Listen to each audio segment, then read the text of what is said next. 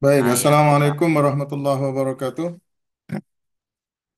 Waalaikumsalam Waalaikumsalam warahmatullahi warahmatullahi wabarakatuh. wabarakatuh. Alhamdulillah, assalatu wassalamu ala rasulillah wa ala alihi wa sahbihi wa mawalah amma ba'du.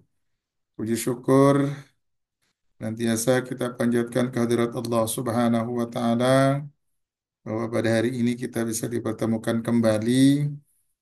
Salawat beserta salam senantiasa kita selalu curahkan kepada baginda alam Nabi besar Muhammad sallallahu alaihi wasallam. Bapak Ibu yang sama-sama dimuliakan Allah, saya mohon maaf di hari Kamis kemarin tidak bisa masuk karena memang kondisi yang tidak memungkinkan untuk mengajar dan alhamdulillah kita hari ini bisa memulai kembali perkuliahan kita untuk pertemuan yang kedua kalinya ya Mas Patan ya. Iya Bapak, betul. Yang Untuk besok hari Kamis sudah diskusi kelompok satu, karena itu saya berharap dipersiapkan kelompok satunya untuk diskusi materi yang ketiga. Nanti Mas Patan share ke saya terkait dengan nama-nama kelompoknya supaya saya juga bisa memberikan penilaian dari sini. siap Baik Bapak. Bapak Ibu, pertemuan kedua ini kita membicarakan terkait dengan sejarah, kemudian sejarah perkembangan manajemen beserta aliran-aliran manajemen. Berbicara tentang sejarah perkembangan manajemen, mungkin agak sulit kita melacak sejarah kapan sebenarnya manajemen itu diterapkan di seluruh lini kehidupan. Namun, kita bisa mengetahui bahwa ilmu manajemen itu sebenarnya telah ada sejak ribuan tahun yang lalu. Hal ini tentu bisa kita buktikan dengan adanya piramida di Mesir. Tidak mungkin piramida di Mesir itu akan mampu dibangun seindah yang seperti yang kita saksikan pada saat ini tanpa ada sentuhan tangan dari manusia-manusia yang memang memiliki kualitas atau kemampuan-kemampuan dalam mengelola pembangunan tersebut. Nah, piramida tersebut bisa dibangun oleh lebih dari 100 orang selama 20 tahun lebih. Kita bisa bayangkan piramida yang begitu indahnya bisa terbangun karena adanya campur tangan dari orang-orang yang kemudian mengelola sehingga bangunan-bangunan yang kita sebutkan tadi itu bisa terbangun dengan baik. Piramida Giza tak akan berhasil dibangun jika tidak ada seorang yang tanpa memberikan sebutan untuk manajer ketika itu yang merancangnya. Artinya bahwa setiap bangunan yang dibangun itu tentu ada perancangnya, ada manajernya. Maka di dalam kaitannya dengan manajemen tentu ada pengorganisasian manusia. Kemarin sudah kita bahas fungsi-fungsi manajemennya, situ ada pengorganisasian, kemudian ada perencanaan. Tidak mungkin bangunan piramida itu akan terbangun dengan sendirinya tanpa ada perencanaan yang matang. Nah, perencanaan-perencanaan yang matang ini harus dilakukan oleh manajer pada saat itu sehingga bangunan piramida yang begitu indah itu bisa terbangun sesuai dengan target waktu yang telah ditetapkan dan kita tidak bisa membayangkan dalam pelibatan manusia, pengorganisasian manusia dalam pembangunan piramida itu hampir 100.000 orang. Ini sungguh apa namanya pengelolaan yang luar biasa sehingga manajer pada saat itu mampu mengelola, mengorganisasi manusia-manusia sejumlah 100.000 orang untuk apa namanya bisa membangun piramida tersebut. Karena itu tentu mengorganisasi manusia serta bahan bakunya, memimpin dan mengarahkan para pekerja, dan menegakkan pengendalian tertentu guna menjamin bahwa segala sesuatunya dikerjakan sesuai dengan rencana. Nah, dari sejarah ini saja sudah kita bisa membayangkan pada saat itu penerapan manajemen sesungguhnya sudah dilakukan oleh manusia-manusia yang terlibat dalam proses pengerjaan piramida itu. bagaimana piramida itu terbentuk dengan tangan dingin seorang manajer, seorang apa namanya top leader yang mampu mengorganisir, yang mampu mengorganisasi, yang mampu merencanakan, yang mampu mengendalikan dan yang mampu memimpin dan mengarahkan seluruh pekerja sehingga pembangunan piramida itu bisa terbangun seperti yang kita saksikan pada saat ini. Nah, praktik-praktik manajemen lainnya misalnya dapat kita saksikan itu di tahun 1400-an bahwa di kota Venesia di Italia itu yang ketika itu menjadi pusat perekonomian dan perdagangan. Nah, penduduk Venesia itu mengembangkan bentuk awal perusahaan bisnis dan melakukan banyak kegiatan yang lazim terjadi dalam organisasi modern. Kita bisa membayangkan Bapak Ibu bahwa ketika kota Venesia menjadi pusat perekonomian dan perdagangan, berarti ada manajemen yang berjalan di situ. Karena tentunya di dalam mengelola perdagangan dan perekonomian yang besar itu tentu harus melibatkan berbagai macam komponen-komponen yang terlibat. Misalnya bagaimana proses perencanaannya, bagaimana proses pengorganisasiannya, bagaimana kemudian pusat perekonomian itu bisa dilaksanakan dengan baik. Kemudian siapa yang akan melaksanakannya, bahan bakunya dari mana dan seterusnya. Nah, tentu kegiatan praktik-praktik manajemen yang sudah diterapkan dalam pusat perdagangan perekonomian di Venesia ini pun juga bisa kita klaim sebagai bentuk bagaimana proses menjalankan manajemen dalam lini usaha kegiatan sektor apapun, baik itu sektor perekonomian maupun sektor perdagangan maupun sektor-sektor lainnya yang kemudian membutuhkan tangan dingin atau pengelolaan-pengelolaan dari manajemen itu sendiri. Nah, tentunya di dalam proses pengelolaan pusat perdagangan dan perekonomian itu akan melibatkan bahan baku, akan melibatkan yang namanya sumber daya manusia, akan melibatkan yang namanya sumber daya pembiayaan, akan melibatkan yang namanya sistem akuntansi dan yang lainnya. Maka kegiatan-kegiatan pelibatan manusia, pelibatan-pelibatan sumber daya manusia, sumber daya bahan baku, sumber daya akuntansi, sumber daya pembiayaan itu adalah bagian atau komponen yang tidak bisa dilepaskan dari bagaimana sejarah panjang dari penerapan manajemen itu sendiri. Nah, sejarah perkembangan manajemen itu sendiri dibagi menjadi 4 fase awal, sehingga nanti akan sampai pada fase yang keempat itu adalah fase modern. Nah, pada fase pemikiran awal, Bapak Ibu, sebelum abad ke-20, terjadi dua peristiwa penting dalam ilmu manajemen. Nah, peristiwa pertama itu terjadi pada tahun 1976 ketika Adam Smith menerbitkan sebuah buku doktrin ekonomi klasik. Dalam bukunya itu, Adam Smith mengungkapkan keunggulan ekonomis yang akan diperoleh organisasi dari pembagian kerja. Artinya bahwa Adam Smith itu menganggap ketika ada division of labor atau pembagian kerja itu dilakukan oleh pimpinan kepada bawahan-bawahan, maka tentu akan menghasilkan kegiatan perekonomian yang baik, yang efisien dan efektif. Karena itu menurut Adam Smith, perincian pekerjaan ke dalam tugas-tugas yang spesifik dan berulang itu penting dilakukan. Maka dalam manajemen itu perlu ada namanya penjabaran tupoksi, tugas pokok dan fungsi. Tidak boleh seseorang bekerja tidak sesuai dengan tupoksinya.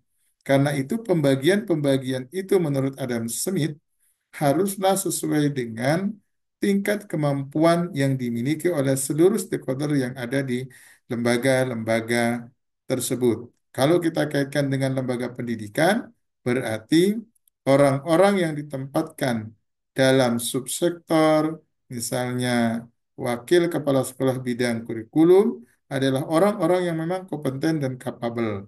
Dia memiliki kemampuan, memiliki wawasan yang luas dalam memahami struktur kurikulum.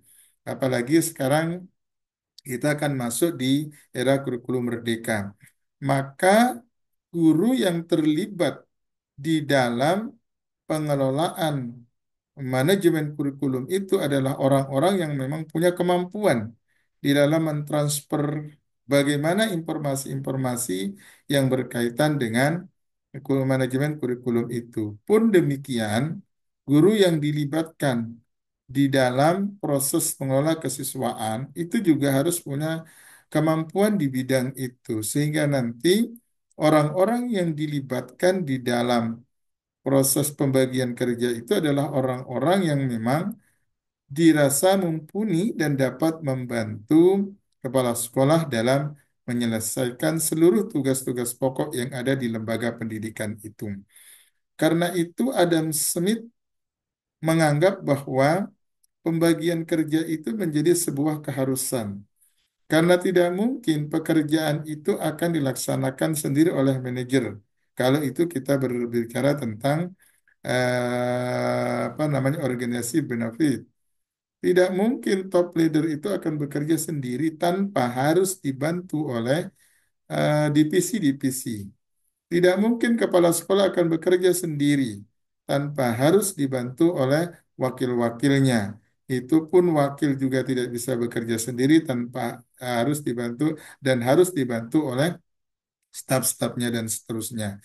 Karena itu pembagian kerja menurut Adam Smith itu menjadi keharusan dan di dalam proses pembagian kerja itu menurut Adam Smith perincian pekerjaan ke dalam tugas-tugas yang spesifik haruslah dilakukan sehingga nanti orang-orang yang terlibat di dalam pekerjaan itu mengenal dan menguasai apa yang harus dia kerjakan sehingga nanti tidak mengambil pekerjaan orang lain. Jangan sampai ketika tidak dilakukan rincian, nanti para pekerja itu akan kebingungan.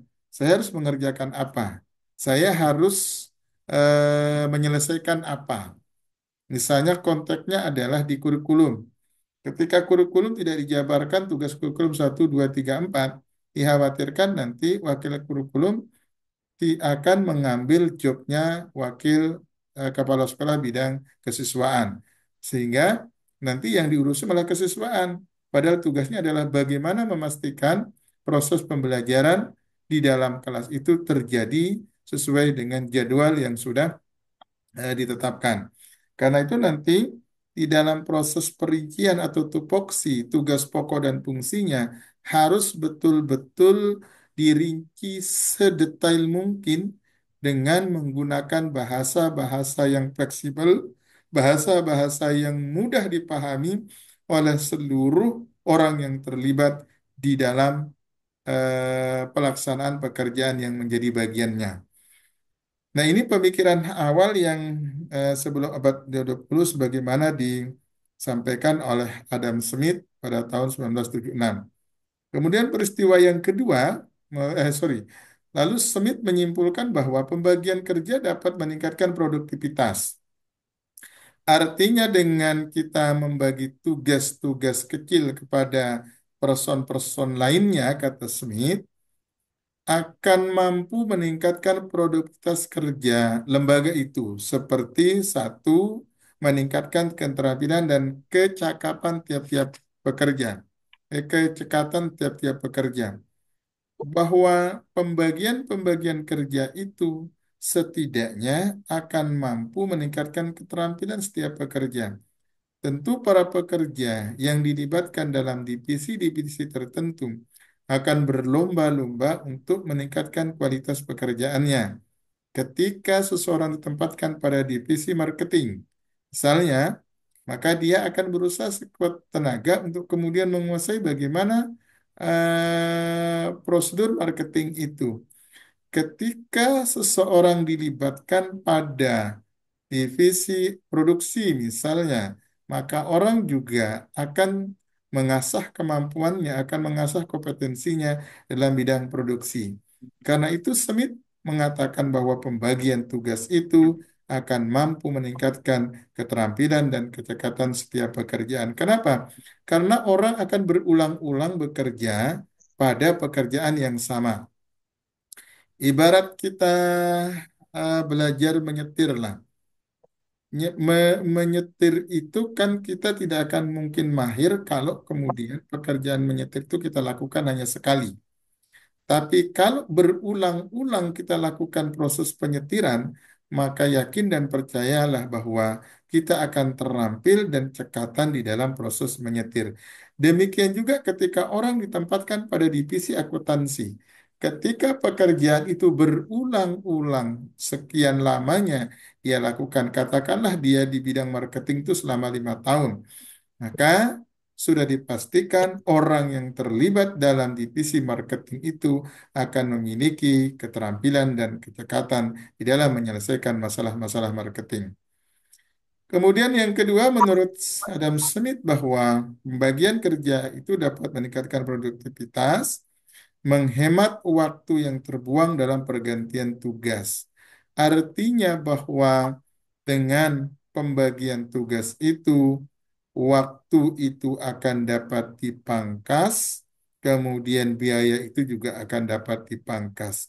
Yang seharusnya ketika tidak ada proses pembagian tugas, pekerjaan itu dilaksanakan 2 bulan misalnya, tapi karena adanya pembagian tugas ternyata bisa dikerjakan dalam waktu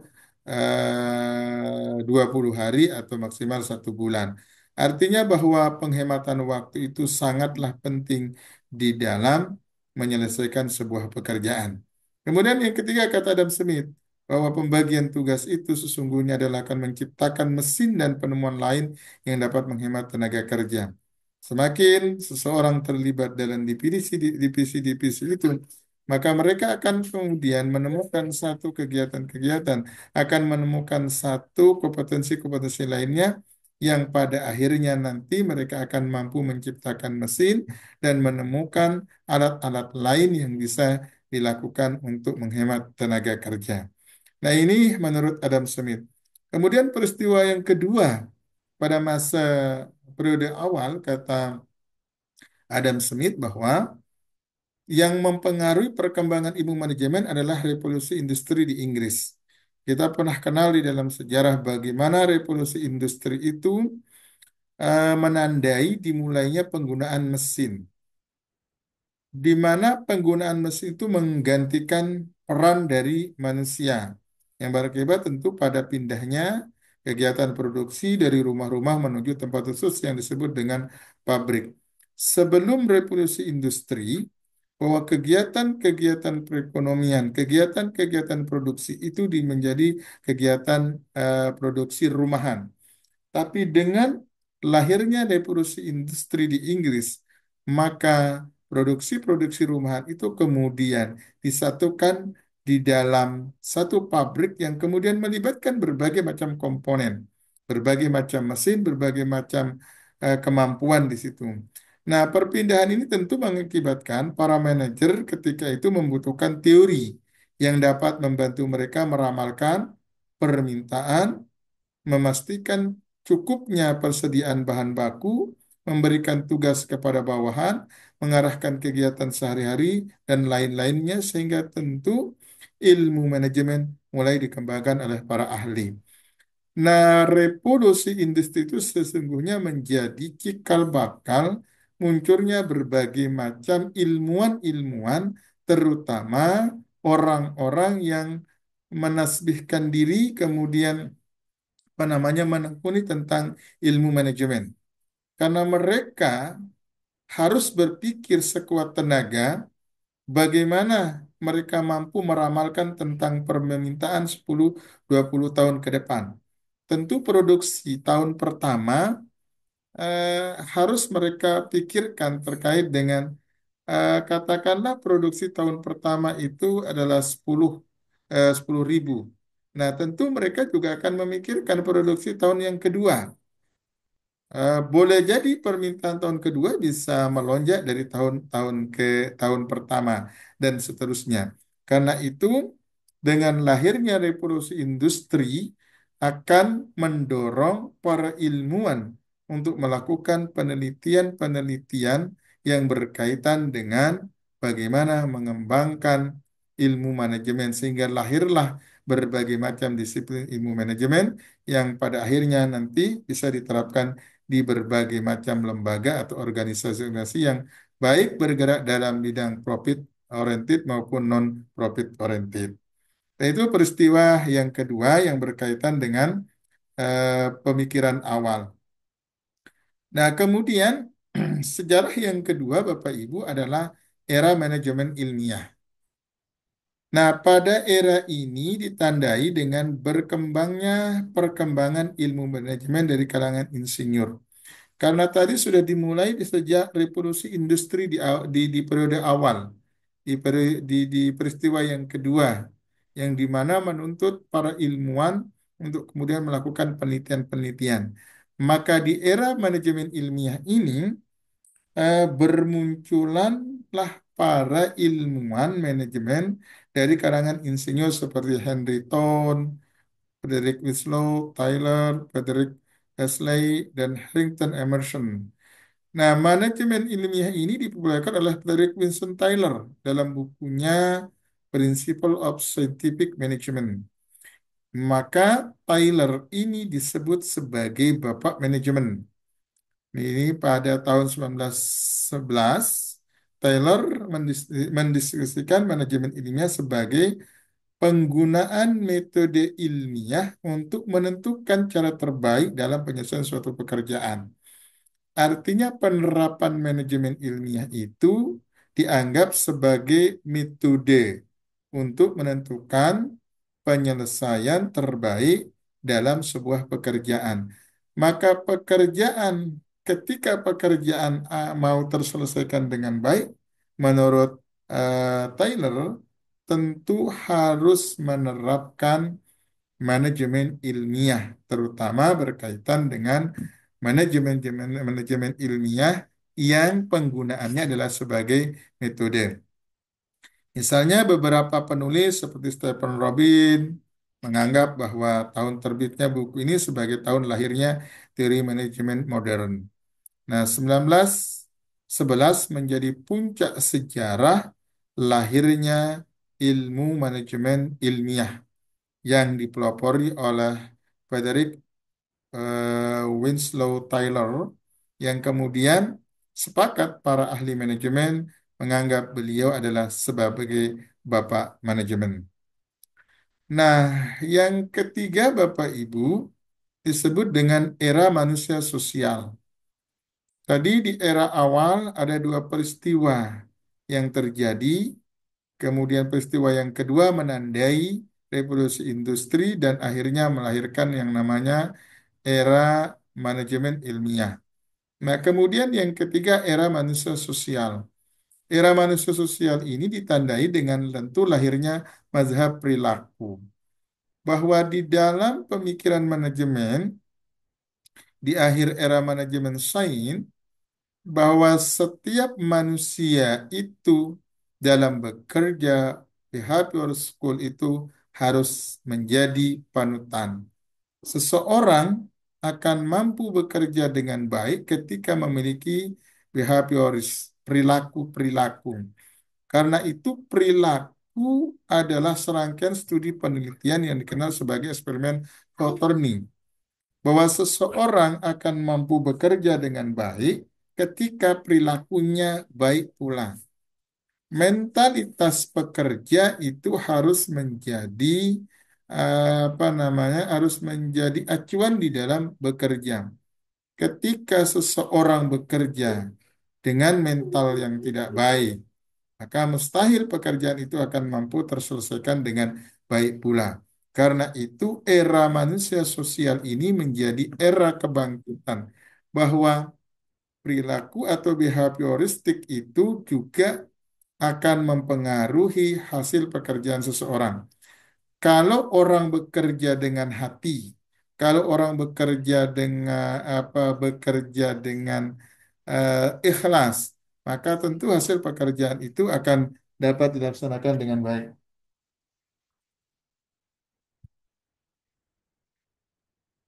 Karena itu, menurut apa namanya era manusia sosial itu, terutama mazhab perilaku menganggap bahwa apa namanya bahwa penerapan perilaku di dalam pekerjaan itu menjadi sebuah keharusan sehingga nanti pekerjaan-pekerjaan itu akan mampu terselesaikan dengan baik. Misalnya eksperimen Hawthorne itu dilakukan pada tahun 1920-an hingga tahun 30-an dilakukan apa namanya penyelidikan-penyelidikan terkait dengan perilaku manusia. Contoh misalnya kajian awalnya itu bertujuan mempelajari pengaruh berbagai macam tingkat penerangan lampu sesungguhnya dalam produktivitas kerja. Nah, hasil kajian ini mengindikasikan bahwa ternyata insentif seperti jabatan, lama jam kerja, periode istirahat, maupun upah lebih sedikit, pengaruhnya terhadap output bekerja dibandingkan dengan tekanan kelompok. Artinya bahwa tekanan kelompok itu lebih besar pengaruhnya terhadap produktivitas kerja bila dibandingkan dengan insentif jabatan, lama jam kerjanya, periode istirahatnya maupun upahnya. Kenapa kemudian tekanan-tekanan kelompok ini menjadi apa namanya menjadi pengaruh terbesar terhadap produktivitas kerja? Karena ini berkaitan dengan behavior, tentang perilaku. Karena itu, menurut apa namanya mazhab perilaku, maka menciptakan iklim kerja yang harmonis menjadi sebuah keharusan di dalam organisasi maupun di dalam lembaga pendidikan. Sehingga nanti dalam pelaksanaan pekerjaannya orang-orang yang terlibat di dalam kelompok-kelompok tersebut tidak akan mengalami tekanan-tekanan kelompok. Jangan sampai kemudian dalam satu organisasi itu ada kubu-kubu.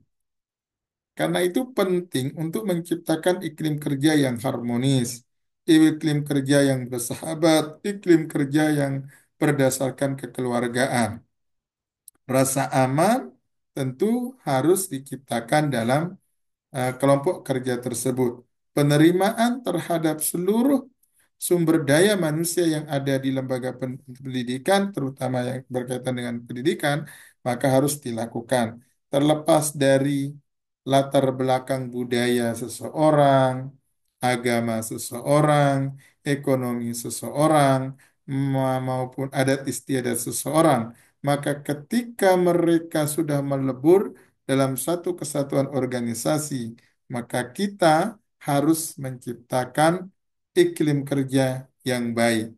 Karena ini penting dilakukan Bapak Ibu ketika orang merasa tertekan, ketika orang merasa sudah tidak nyaman bekerja, maka bagaimana mungkin dia akan mampu menghasilkan produktivitas kerja, walaupun dia diberi upah sebesar apapun, diberi lama jam kerja sedikit pun, atau periode istirahat yang banyak, tapi dia merasa tidak nyaman. Dia merasa jiwanya terancam. Dia merasa bahwa seluruh orang yang terlibat dalam pekerjaan itu tidak menerimanya, menganggap dia berbeda dengan orang lain. Misalnya kan begini, kita sering di budaya kita sering menganggap bahwa perbedaan warna kulit itu menjadi sesuatu yang apa namanya sesuatu yang luar biasa sehingga membuat kita merasa saya berbeda dengan dia. Perbedaan agama juga kadang mendorong kita untuk berperilaku apa namanya tidak bersahabat kepada orang lain. Perbedaan adat istiadat juga menjadi penyebab bagi kita untuk tidak bersahabat dengan orang lain. Perbedaan sudut pandang kita juga akan menjadi satu alasan untuk kita berbeda dengan orang lain. Maka tentu penerimaan kelompok, menciptakan rasa aman, menurut mazhab perilaku penting untuk dilakukan sehingga terciptalah hasil pekerjaan yang baik, terciptalah proses produktivitas bekerja di lembaga pendidikan maupun organisasi-organisasi yang bergerak di bidang profit maupun non-profit tersebut. Nah, kemudian Bapak Ibu yang keempat era dari sejarah perkembangan manajemen itu adalah era modern. Tadi dimulai dari era awal, kemudian era apa namanya manajemen ilmiah, kemudian mazhab perilaku, dan sekarang adalah era modern. Nah, era modern ini ditandai dengan hadirnya konsep manajemen kualitas total atau total quality management. Maka TQM, Total Quality Management itu lahir pada abad ke-20-an yang diperkenalkan oleh beberapa guru manajemen yang paling terkenal diantaranya adalah Edward Deming dan Joseph Juran. Nah, Total Quality Management ini Bapak Ibu menganggap bahwa setiap pekerjaan harus diukur dengan manajemen total quality. Bagaimana pekerjaan itu harus dikontrol, bahwa total quality management itu mengharuskan adanya proses pengontrolan dari setiap pengelolaan-pengelolaan yang dilakukan oleh seluruh orang-orang yang terlibat di dalam kegiatan manajemen itu. Misalnya perencanaan. Perencanaan itu harus betul-betul dilakukan sesuai dengan prosedur yang ada dalam total quality management. Begitu juga pengorganisasian, begitu juga sebaliknya aktualisasinya dan evaluasinya. Maka TQM itu total quality management itu menurut mazhab era modern haruslah dilakukan, haruslah diterapkan di seluruh lembaga-lembaga pendidikan maupun lembaga-lembaga perusahaan lainnya yang memang bergerak di bidang profit maupun non-profit. Misalnya kita kenal sekarang ada istilah ISO. ISO itu adalah sebagai bentuk kontrol quality management. Terlepas dari apakah ISO itu bisa dimanipulasi atau tidak, tetapi paling tidak ISO itu menggambarkan bagaimana proses kontrol quality yang dilakukan oleh lembaga-lembaga, baik lembaga profit maupun non-profit tersebut. Karena itu, era modern mengharuskan adanya penerapan total quality management dalam setiap gerak dan langkah pengelolaan manajemen itu sendiri. Misalnya kita kenal tadi Edward Deming misalnya dianggap sebagai eh, orang yang kemudian memulai terkait dengan penerapan total quality management. Nah, dia dianggap sebagai bapak kontrol kualitas di Jepang. Nah, Deming berpendapat bahwa kebanyakan permasalahan dalam kualitas bukan berasal dari kesalahan pekerja, melainkan sistemnya. Karena itu, Deming menganggap bahwa perbaikan sistem itu perlu dilakukan. Sistem itu berkaitan dengan keseluruhan cara kerja di lembaga pendidikan maupun organisasi yang bergerak di bidang profit maupun non-profit. Karena itu tidak boleh kita sebagai manajer tidak boleh menyalahkan pekerja. Yang salah adalah bagaimana sistem itu tidak berjalan dengan baik. Maka tugas dari seorang top leader atau manajer atau kepala sekolah memastikan bahwa sistem itu berjalan dengan baik.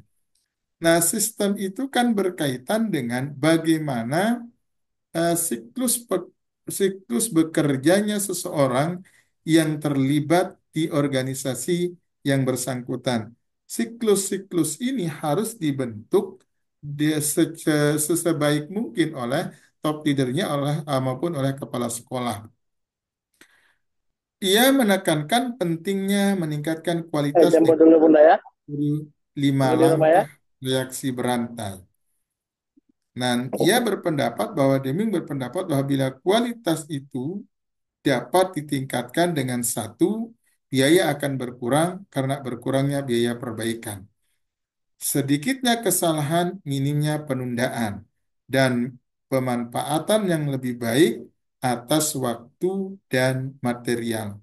Artinya bahwa perbaikan kualitas itu dapat ditingkatkan bila biaya berkurang karena berkurangnya biaya perbaikan. Karena itu di dalam untuk apa namanya untuk memperbaiki kekurangan biaya itu harus diperbaiki sistemnya.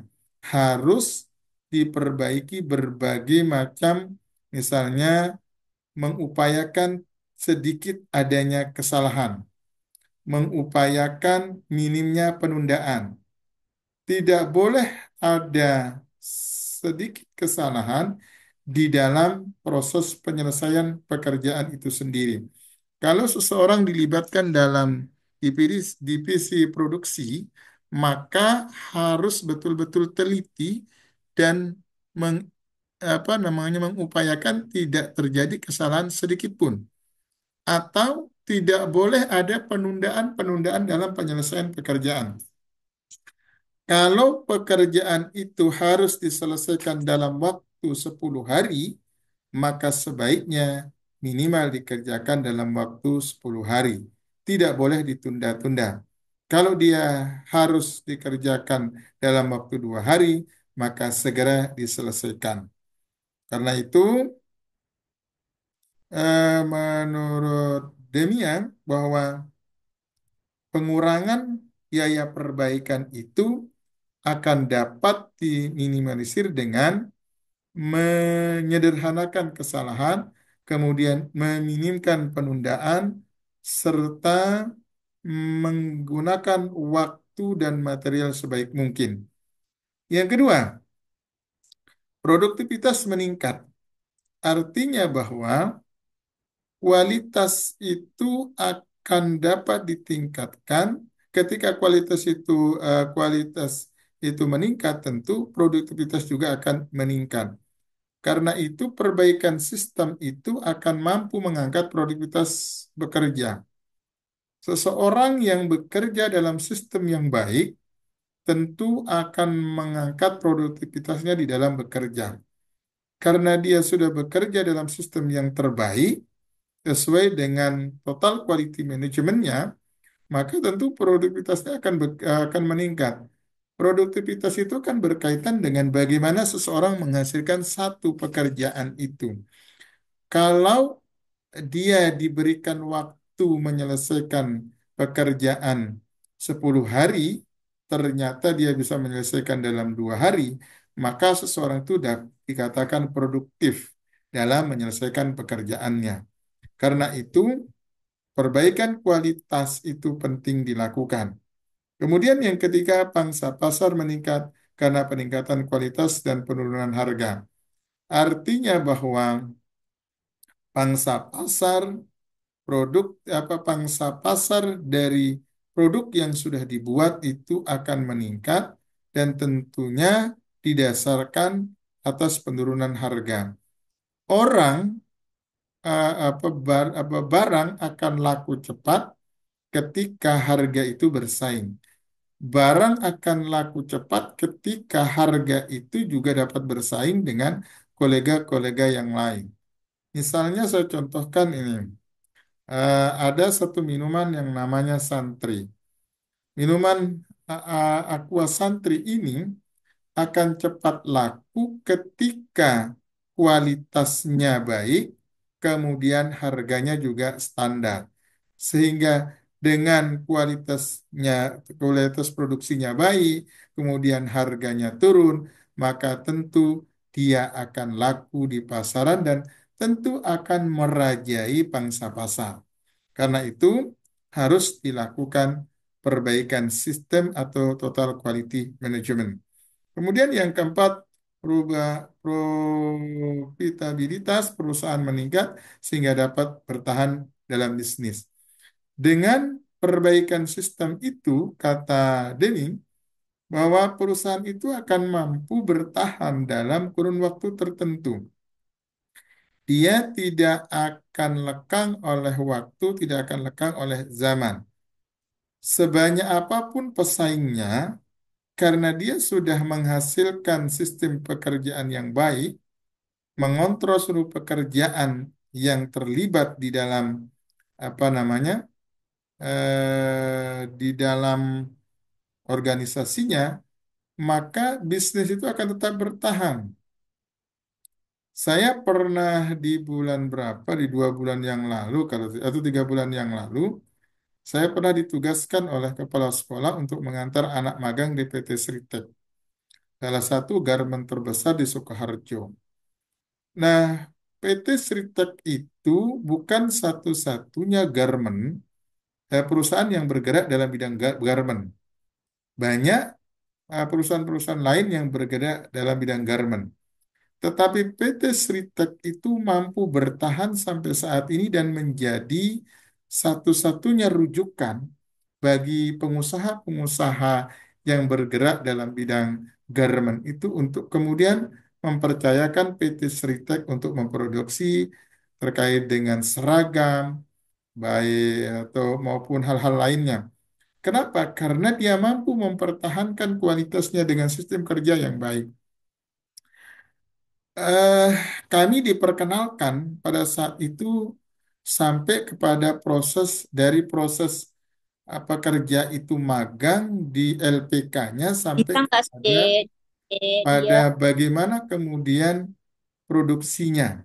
Bahkan bahan-bahan bakunya mereka produksi sendiri, kemudian alat-alatnya mereka produksi sendiri, dan lebih menghemat. Dengan begitu, tentu harga bisa diturunkan dan mereka bisa bersaing di pasaran sehingga pada sampai saat ini mereka mampu bertahan dan merajai dunia pergermenan yang ada di Indonesia maupun di skala internasional. Bahkan mereka bekerja sama juga dengan beberapa negara seperti Malaysia, Singapura, Thailand, yang kemudian mereka diminta untuk memproduksi jersey-jersey tentara maupun lembaga-lembaga yang ada di negara-negara tersebut. Kemudian yang kelima, Bapak Ibu, dengan perbaikan sistem itu bahwa jumlah pekerjaan meningkat, artinya bahwa setelah dilakukannya perbaikan sistem itu tentu sejumlah pekerjaan itu akan terus meningkat setiap tahunnya. Kenapa? Karena produktivitas sudah dilakukan. Nah, Deming mengembangkan 14 poin rencana untuk meringkas pengajarannya tentang peningkatan kualitas. Nah, ini Bapak Ibu sejarah perkembangan manajemen. Nah, dengan kita mempelajari sejarah manajemen, tentu Bapak Ibu mampu membantu kita memahami teori dan praktek bagaimana adanya sekarang. Tentu dengan perjalanan panjang dari manajemen itu kita pada saat ini sudah bisa menikmati tentang teori-teori tentang manajemen yang sudah bisa kita akses secara luas. Yang kedua tentu konsep-konsep manajemen sekarang telah berkembang sepanjang waktu. Karena ilmu pengetahuan dan teknologi itu terus berkembang, maka tentu konsep-konsep manajemen itu juga beriringan, beririsan untuk terus berkembang setiap saatnya. Kemudian juga konsep-konsep manajemen sekarang ini merupakan hasil dari perkembangan, pengujian, modifikasi, pengujian ulang, secara terus-menerus dan lain-lainnya. Tidak mungkin ilmu manajemen itu akan lahir dengan sendirinya tanpa hasil dari pengujian, proses pengembangan, proses modifikasi, maupun pengajian-pengajian ulang lainnya yang terus dilakukan oleh para ahli yang terlibat Enggak, sekali satu dalam aja. ilmu manajemen Yang kali tersebut. dua, satu aja. Kemudian Soalnya Bapak Ibu, sumbangan penting sebelum abad ke-20 bagi manajemen mencakup pembangunan piramida. Tadi sudah kita singgung bagaimana bangunan piramida itu terbentuk dengan indahnya karena berkat tangan dingin seseorang yang memang memiliki kemampuan, kapasitas, kualitas, kapabilitas, kejeniusan di dalam merancang piramida. di Mesir, kemudian bangunan Ka'bah di Mekah, tembok Cina kita bisa saksikan. Tembok Cina itu secara nalar, secara logika itu tidak mungkin terbangun tanpa pelibatan manajemen. Maka tembok Cina itu menjadi satu bagian terpenting dari keajaiban dunia. Sama juga dengan piramida misalnya. Tulisan-tulisan Adam Smith tentang pembagian kerja dan revolusi industri, hadirnya tenaga mesin, produksi massal, yang semua ini tentu menuntut keterampilan-keterampilan manajemen.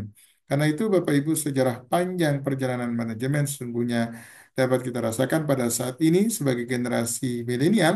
Tentu kita juga harus melakukan proses pemikiran-pemikiran tentang bagaimana pengembangan-pengembangan manajemen pada abad-abad berikutnya. Nah, itu dulu Bapak Ibu yang bisa saya sampaikan untuk sesi pertama. Silahkan kalau ada yang mau bertanya, dipersilahkan. Silakan Bapak Ibu kalau mau ada yang bertanya. Sebelum kita masuk pada materi yang kedua, yaitu aliran-aliran manajemen. Monggo disilakan Bapak Ibu. Ada yang bertanya? Halo, suara saya masih terdengar? Masih. Terima kasih, Pak. Oke, silakan kalau ada yang mau bertanya. Monggo, silakan. Mohon izin, Prof, bertanya. Silakan, silakan, Bu Rahma. Baik, terima kasih atas kesempatannya, Prof. Jadi yang ingin saya tanyakan tadi dalam paparan presentasi Bapak disebutkan di situ manajemen itu salah satunya tidak ada kubu-kubu di dalam Mungkin suaranya agak organisasi. diperbesar. Di anu saya, audio saya agak kecil nih. Dia agak diperbesar dikit Mbak Rahma. Ya, jadi di dalam slide tadi saya mendengar ada penjelasan sebaiknya di dalam suatu manajemen organisasi itu tidak ada kubu-kubu supaya lebih mudah menuju tujuan, mencapai tujuan. Dalam Nah, organisasi apabila apa, di Pak? Dalam organisasi organisasi tidak, tidak ada kubu-kubu oke, tidak atau ada kubu-kubu. Oke, kelompok-kelompok, betul. ya. Nah, Lanjut. apabila di suatu organisasi itu ada, bagaimana langkah yang paling mudah agar kubu-kubu itu menghilang atau memudar? Trik-triknya. Oke, oke, terima kasih Mbak Rahma. Terima Eh, kasih. dalam organisasi itu tidak boleh ada dua matahari kembar atau ada kubu-kubu misalnya. Karena tentu kubu-kubu itu akan menghasilkan apa namanya benih-benih permusuhan nanti yang pada akhirnya akan menghambat proses pekerjaan itu. Karena itu eh, harus betul-betul diminimalisir ke proses perkubu-kubuan itu. Bagaimana cara meminimalisirnya? Satu, tentu harus menyamakan persepsi antara seluruh anggota yang terlibat di lembaga pendidikan maupun organisasi tersebut. Penyamaan persepsi ini penting Bapak Ibu dilakukan karena semua orang yang terlibat di dalam organisasi tersebut adalah menjadi satu kesatuan di dalam proses mencapai tujuan yang sudah ditetapkan dalam visi dan misi. Nah, tujuan yang harus kita tempuhkan visi dan misi. Misalnya di lembaga pendidikan A, isinya apa? Menjadi sekolah menengah atas terdepan pada tahun 2040. Maka itu yang menjadi fokusnya. Karena itu samakan persepsi oleh seluruh stakeholder yang ada. Kapan melakukan persamaan persepsi pada masa orientasi pertama? Sebelum seseorang bekerja, perlu dilakukan orientasi bahwa kita ini adalah satu tubuh, kita ini adalah satu organisasi. Tidak boleh dalam organisasi itu ada kubu A, kubu B, kubu C, kubu C, dan seterusnya. Karena itu perlu dilakukan. Yang kedua, yang harus kita lakukan adalah controlling dari top leadernya. Siapa yang akan melakukan controlling kalau di dalam perusahaan yang namanya adalah divisi advisor, divisi bagian pengawasan. Karena itu setiap orang akan bekerja itu biasanya dilakukan pengecekan pengawasan.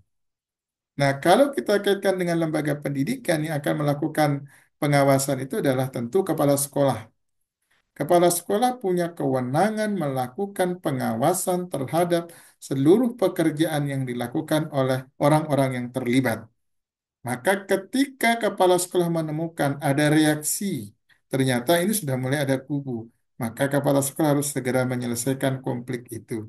Karena kalau tidak segera diselesaikan, akan dikhawatirkan akan menjadi bom waktu yang suatu saat bisa meledak dan tentu akan menghancurkan seluruh apa namanya visi dan misi yang akan dicapai.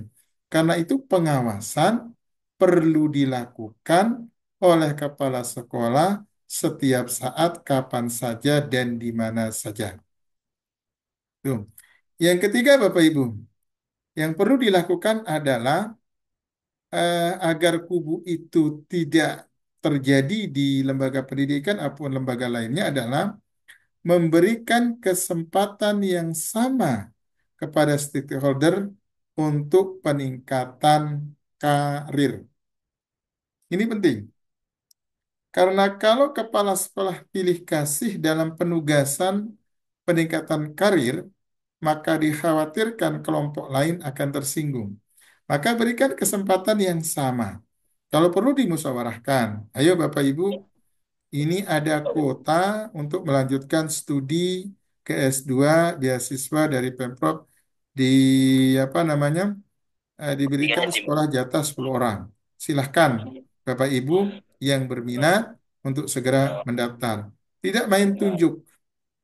Kalau sekolah tidak boleh main tunjuk. Oke, si A, si B, si C, si D berangkat untuk melanjutkan peningkatan karir. Tidak boleh. Diberikan kesempatan seluas-luasnya kepada seluruh stakeholder yang terlibat di lembaga pendidikan itu untuk punya kesempatan yang sama dalam peningkatan karir. Ini penting dilakukan untuk meminimalisir keadaan-keadaan kubu-kubu tersebut. Itu yang ketiga, Bapak Ibu, Bu, Bu Rahma. Kemudian yang keempat, yang bisa dilakukan adalah transparansi terkait dengan penggunaan dana. Biasanya penyebab utama kenapa terjadi kubu itu adalah pengelola anggaran tidak transparan dalam penggunaan anggaran. Sering bermain di belakang layar, sering bermain di belakang meja. Karena itu, transparansi penggunaan anggaran, transparansi pemberian informasi haruslah dilakukan oleh top leader atau kepala sekolah yang menjadi top leader di lembaga pendidikan. Kemudian yang terakhir yang bisa dilakukan adalah memberikan reward kepada guru-guru atau orang-orang yang terlibat yang mampu menciptakan produktivitas kerja yang baik, menciptakan harmonisasi iklim kerja yang baik. Sehingga nanti orang-orang yang lainnya akan berlomba-lomba untuk menciptakan harmonisasi iklim kerja yang baik. Maka berikan dia reward. Reward itu nggak mesti besar-besar. Reward itu misalnya kenaikan jabatan, atau promosi jabatan, atau reward apalah yang kemudian bisa menyenangkan yang bersangkutan. Nah, itu triknya Mbak Rahnita yang bisa kita lakukan. Terima kasih atas pertanyaannya.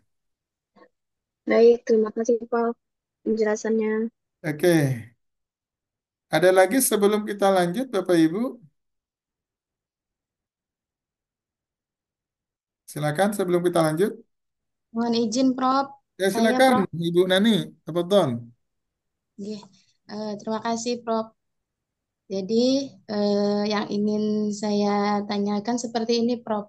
Ketika tadi disampaikan tentang proses pembuatan, ada manajemen manajerial dari pembuatan piramida, kemudian contoh tembok besar Cina. Di situ pastinya ada manajerial top yang bersifat otoritas ya, Prof ya. Nah, yang ingin saya tanyakan bagaimana pengaruh ataupun mungkin ada besaran presentasinya untuk otoritas top manager ini pada era modern atau digitalitas saat ini. Apakah masih sangat diperlukan ataukah memang sudah eh, berbeda otoritas yang pada zaman dulu dengan yang saat ini atau seperti apa, Prof?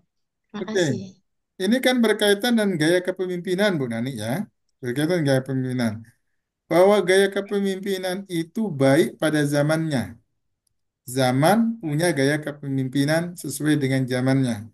Artinya pada saat itu maka tidak mungkin piramida di Mesir, tembok Cina, tembok raksasa Cina yang ada di Cina itu terbentuk tanpa tangan besi. Mustahil itu. Karena itu penerapan sistem otoriter itu perlu dilakukan zaman itu. Sehingga menganggap bahwa tipe kepemimpinan otoriter baik pada zaman itu. Pertanyaannya sekarang apakah tipe otoriter baik pada saat ini? Tentu zamannya berbeda. Karena sekarang zamannya adalah zaman keterbukaan. Maka tipe kepemimpinan yang perlu dilakukan pada saat ini adalah tipe demokratisasi. Menempatkan manusia sama posisinya dalam kedudukan hukum, dalam kedudukan yang lainnya. Maka penempatan-penempatan sistem demokrasi itu perlu dilakukan zaman sekarang. Kalau zaman ini kita terapkan sistem otorisasi, otoriter, ya semua pegawai lari. Paling bertahan sebulan, 2 bulan, ogah bekerja. Lari semuanya. Karena kita memimpin dengan tangan besi. Karena eranya berbeda, generasinya berbeda. Maka eh, zaman punya kepemimpinan. Kepemimpinan punya zamannya. Bisa dipahami maksud saya? Zaman punya kepemimpinan, kepemimpinan punya zamannya. Di zaman piramida Mesir, maka tipe kepemimpinan yang paling pas diterapkan adalah tipe kepemimpinan otoriter. Di zaman sekarang adalah zaman kepemimpinan apa namanya? Zaman kepemimpinan demokratisasi atau zaman atau tipe kepemimpinan karismatik misalnya boleh diterapkan itu. Tapi tipe kepemimpinan otoriter di zaman ini sudah tidak layak dan tidak tepat diterapkan di lembaga pendidikan maupun di lembaga-lembaga organisasi profit maupun non-profit. Itu Ibu Nani jawaban saya. Oke, terima kasih Bapak Ibu. Kita lanjut di poin B, aliran-aliran manajemen.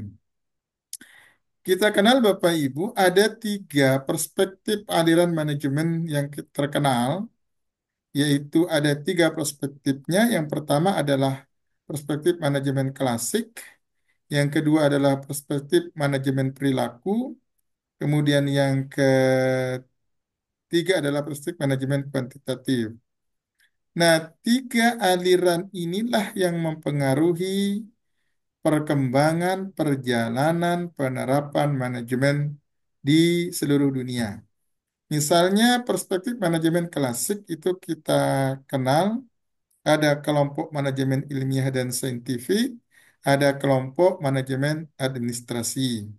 Kemudian perspektif manajemen perilaku tadi juga sudah kita bahas di mukadimah tadi, ada studi Hawthorne, teori relasi manusia, teori perilaku kontemporer. Kita juga bisa melihat dari perspektif manajemen kuantitatif, misalnya ada kelompok-kelompok manajemen sains, di mana kelompok-kelompok manajemen sains ini menganggap bahwa penerapan-penerapan manajemen itu harus sejalan dengan perkembangan ilmu pengetahuan dan teknologi. Kemudian juga kelompok manajemen operasi, bahwa dalam penerapan manajemen itu sesungguhnya adalah bagaimana mengaktualisasikan manajemen itu dalam bentuk perilaku-perilaku atau tindak-tindak yang memang sesuai dengan komponen-komponen yang berlaku di dalam manajemen. Nah, kita bisa lihat Bapak Ibu dari perspektif yang pertama. Bisa dibaca ya di layarnya Bapak Ibu ini ya. Bisa kelihatan? Coba saya perbesar aja ya. Oke. Kelihatan seperti ini? Kelihatan, Pak. Ya, misalnya perspektif manajemen klasik yang pertama adalah kelompok manajemen ilmiah atau scientific. Siapa yang mempelopori adalah Tyler. Tadi sudah kita bahas di mukadimah.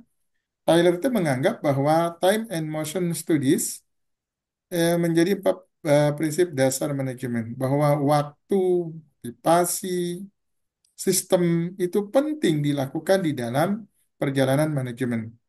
Waktu itu menurut Tyler itu adalah hal yang terbaik. Karena itu seseorang pekerja harus diberikan waktu yang seluas-luasnya, selapang-lapangnya untuk bisa menyelesaikan pekerjaan. Kemudian juga sistem itu harus diciptakan dengan baik. Tidak mungkin sistem itu, tidak mungkin organisasi itu akan berjalan kalau sistem itu tidak dibuat sedemikian rupa sebaik mungkin. Karena itu menurut Tyler bahwa waktu itu penting, kemudian sistem juga itu penting. Nah, kemudian Frank Gilbert dan Lillian Gilbert itu menganggap bahwa efisiensi dalam produksi itu penting dilakukan. Manajemen akan berjalan dengan baik ketika efisiensi dan efektivitas produksi itu berjalan dengan baik. Karena itu seseorang yang dilibatkan di dalam definisi produksi, kata Frank dan Lilian, bahwa seseorang itu harus bekerja secara efisien. Ini penting dilakukan karena produksi itu harus dilakukan secepat mungkin dengan tidak meninggalkan kualitasnya. Dan yang kedua, kata Frank dan Lilian, psikologi industri itu juga harus diterapkan. Artinya bahwa psikologi itu harus juga merambah industrialisasi. Kenapa? Karena orang-orang yang terlibat di industri itu juga perlu ada sentuhan psikologi. Semua orang yang terlibat itu perlu sentuhan psikologi. Psikologi itu berkaitan dengan kejiwaan manusia. Kalau seseorang bekerja tidak tenang, bekerja dalam tekanan, bekerja dalam tuntutan yang terlalu tinggi, maka dikhawatirkan stres itu akan terjadi. Maka tentu di situ peran psikolog harus di apa namanya diberdayakan sebaik mungkin menurut Frank dan Lilian Gilbert. Dan tentunya yang ketiga poin dari Frank dan Lilian Gilbert itu adalah manajemen sumber daya manusia. Bahwa dalam manajemen klasik, dalam kelompok manajemen ilmiah atau saintifik itu, penerapan manajemen sumber daya manusia harus dilakukan. Manusianya dulu yang harus dikelola dengan baik. Manusianya dulu yang harus apa namanya dimanage. Karena manusia itu adalah sebagai pelaku. Manusia adalah sebagai pelaku utama dalam produksi. Sebaik apapun mesin tanpa kendali manusia, juga tidak mungkin mesin itu akan berjalan dengan baik. Karena sesungguhnya mesin itu juga berasal dari pola pikir, kreativitas dari sumber daya manusia. Karena itu pengelolaan sumber daya manusia menurut Frank dan Lilian Gilbert itu harus diupayakan sedemikian rupa. Nah, kemudian kelompok manajemen ilmiah atau saintifik yang lainnya, misalnya Henry Ginn mengatakan empat gagasan peningkatan manajemen yang disebut dengan GenCat. Nanti Bapak Ibu bisa searching empat gagasan peningkatan manajemen GenCat tersebut. Kemudian Harrison Emerson mengungkapkan 14 prinsip efisiensi. Coba nanti di googling 14 prinsip efisiensi menurut Harrington Emerson. Ini penting dilakukan menurut Harrington Emerson bahwa 14 prinsip efisiensi ini perlu diterapkan di dalam manajemen itu. Karena setiap orang tentu harus bekerja dalam tuntutan-tuntutan yang tinggi. Karena itu 14 prinsip efisiensi itu harus dilakukan. Nanti coba di googling di internet 14 prinsip efisiensi itu. Kemudian yang ke dalam perspektif manajemen klasik yang kedua adalah tadi kelompok manajemen ilmiah atau saintifik. Yang kedua adalah perspektif manajemen administrasi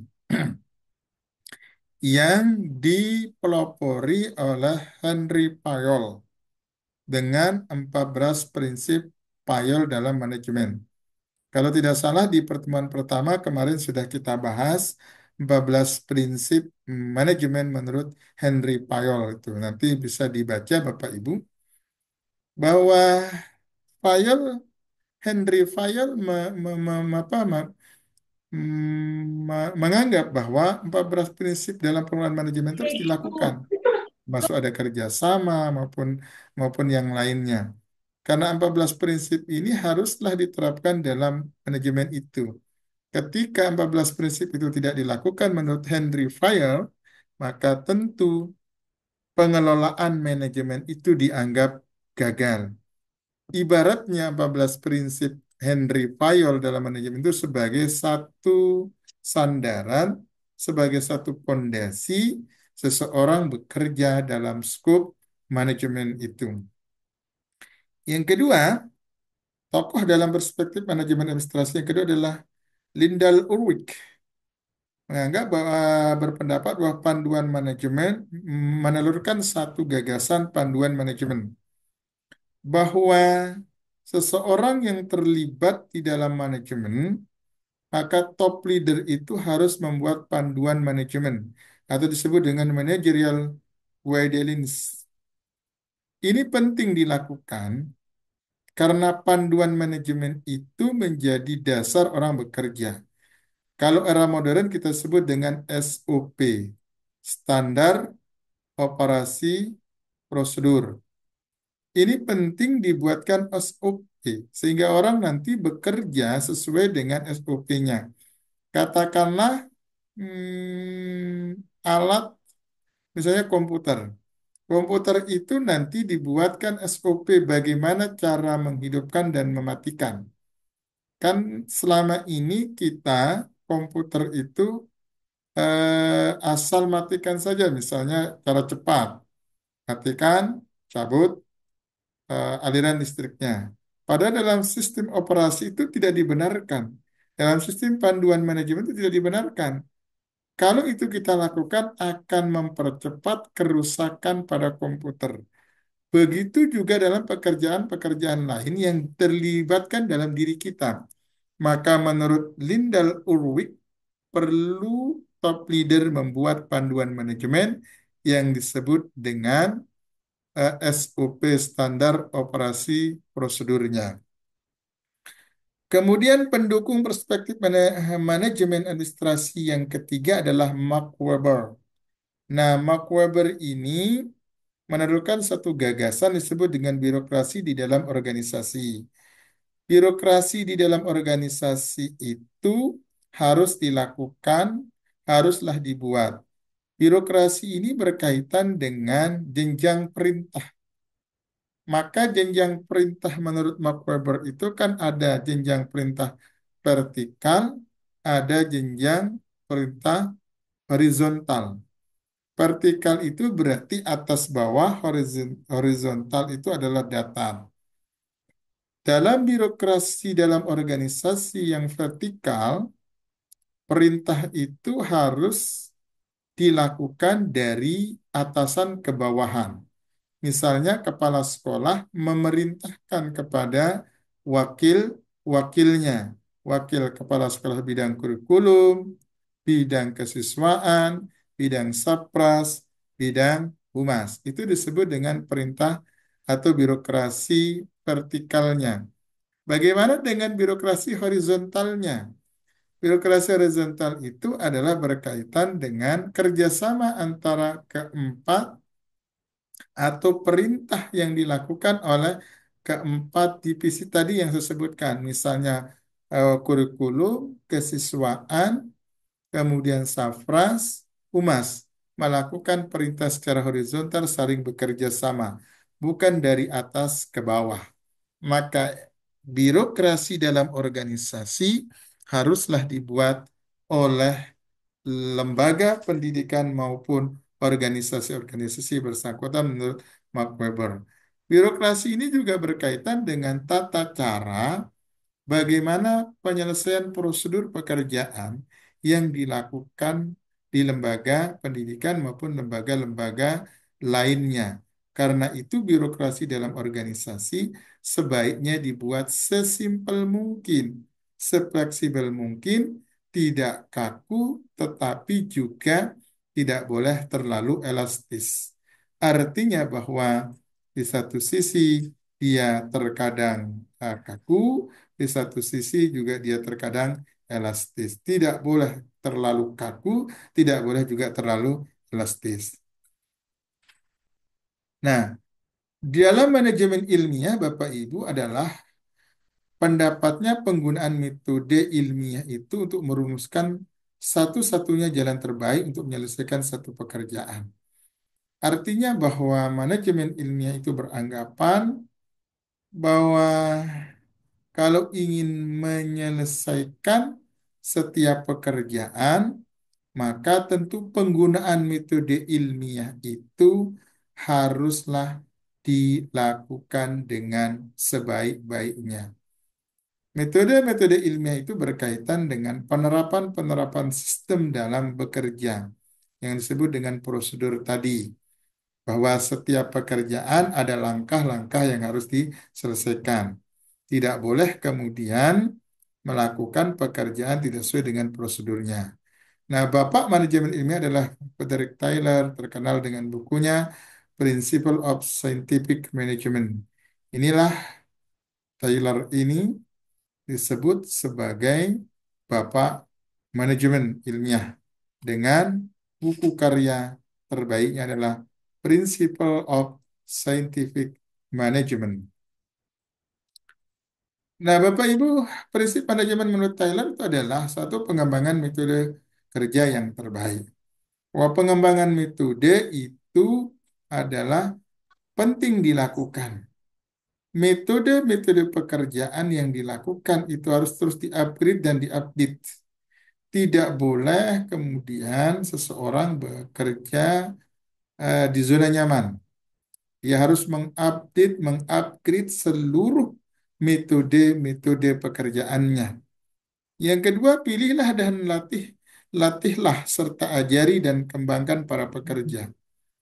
Bahwa di dalam prinsip manajemen menurut Taylor itu, bahwa seorang tim leader haruslah melatih dan mengembangkan pekerja. Kalaupun top leader tidak bisa melatih dan mengembangkan pekerja, maka selayaknya pekerja itu diberikan kesempatan untuk mengupgrading pekerjaan yang disebut dengan upskilling maupun reskilling. Artinya, seseorang diberikan kesempatan untuk belajar sesuai dengan tupoksi atau pekerjaan yang sedang ditekuni di dalam setiap divisi yang menjadi tanggung jawabnya. Kemudian yang ketiga adalah kerjasama yang harmonis antara pimpinan dan para pekerja, meliputi pembagian kerja dan tanggung jawab pimpinan untuk merencanakan pekerjaan. Kerjasama atau korporasi ini harus dilakukan di dalam organisasi. Di awal sudah saya sampaikan bahwa setiap pekerjaan itu tidak mungkin dikerjakan sendiri, tetapi harus ada pembagian yang disebut dengan korporasi, bekerja sama antara satu dengan yang lainnya, divisi satu dengan divisi yang lainnya. Tentu kerjasama ini harus dilakukan seharmonis mungkin antara pimpinan dan bawahannya. Tidak boleh pimpinan eksklusif, tertutup, dan tidak boleh juga bawahan acuh tak acuh. kesannya tidak mau tahu dengan apa yang dilakukan oleh pimpinan. Jika kalau itu yang terjadi, ya apa namanya tujuan organisasi tidak akan mungkin tercapai dengan baik. Karena itu kerjasama harmonisasi antara pimpinan dan pekerja haruslah terjalin. Ini penting dilakukan untuk menjamin bahwa semua pekerjaan dilaksanakan sesuai dengan prinsip ilmu yang telah dikembangkan. Karena itu kerjasama haruslah dilakukan menurut Taylor. Nah, tokoh manajemen ilmiah yang lainnya adalah Frank dan Lillian Gilbert. Frank dan Frank dan Lillian Gilbert ini adalah suami istri. Nah, Frank dan Gilbert adalah seorang pelopor pengembangan studi gerak dan waktu, sangat tertarik terhadap masalah efisiensi dan cara terbaik pengerjaan suatu tugas. Bahwa mereka berdua ini stressingnya adalah bagaimana mengembangkan tentang bergerak dan waktu. Karena itu di dalam bekerja penting diberikan ruang yang cukup bagi seseorang untuk bergerak dan tentu memanfaatkan waktu sedemikian rupa. Sebentar ya, saya izin sebentar saja.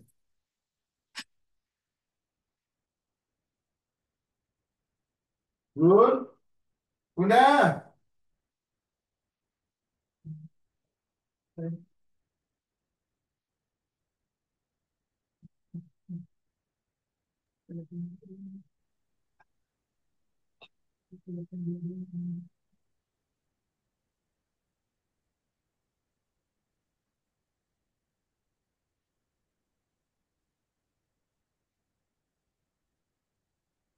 Oke, maaf intermezzo.